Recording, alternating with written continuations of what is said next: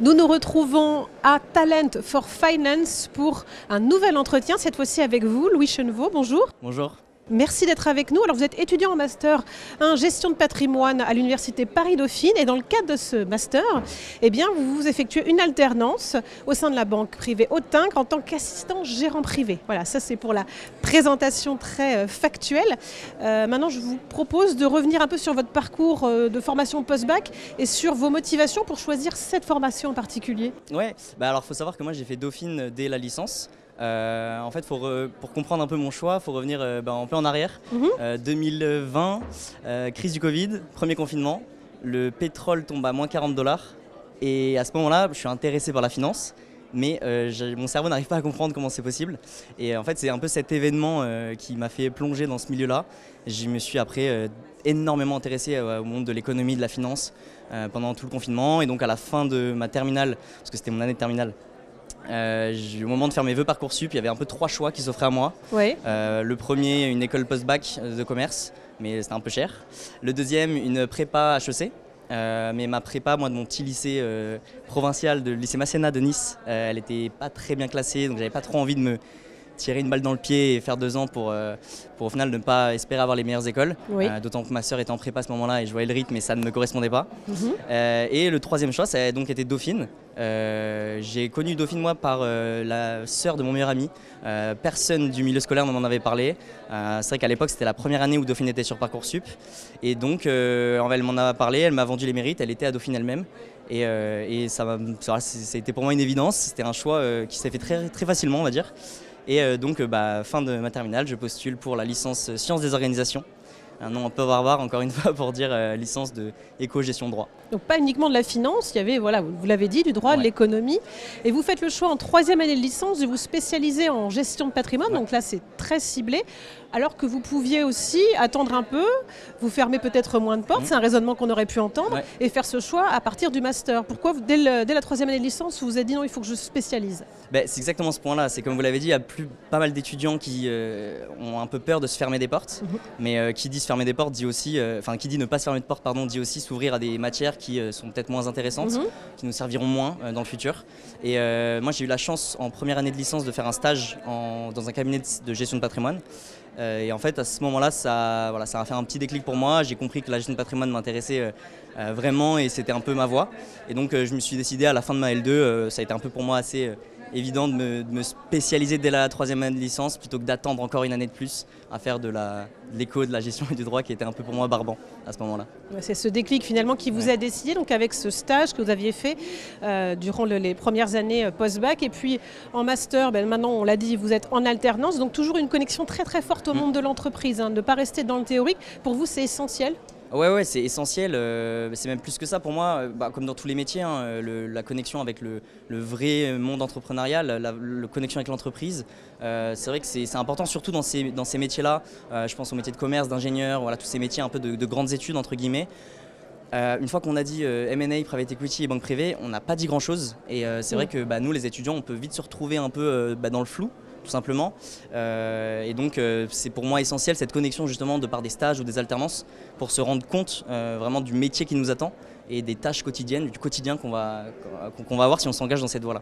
Donc c'était pour moi assez important. Alors justement, vous serez bientôt plongé en immersion à 100% dans le monde de l'entreprise. Est-ce que vous avez le sentiment que la formation que vous avez suivie jusqu'ici vous prépare suffisamment bien à cet univers de l'entreprise, à ces codes? Oui et non. D'un côté, c'est vrai que de par l'alternance, mais aussi de par la formation de Dauphine qui est quand même dispensée en grande partie par des intervenants, par des professionnels et non pas des professeurs. C'est vrai que ça apporte vraiment un côté concret à cette formation, donc ça aide. Maintenant, je pense que tout le milieu politique de l'entreprise, je pense par exemple au rapport de force, au jeu de pouvoir, aux connexions sociales qui s'exercent dans un milieu entrepreneurial. C'est quelque chose auquel on ne peut pas être préparé. La théorie n'enseigne pas tout et ça en fait partie.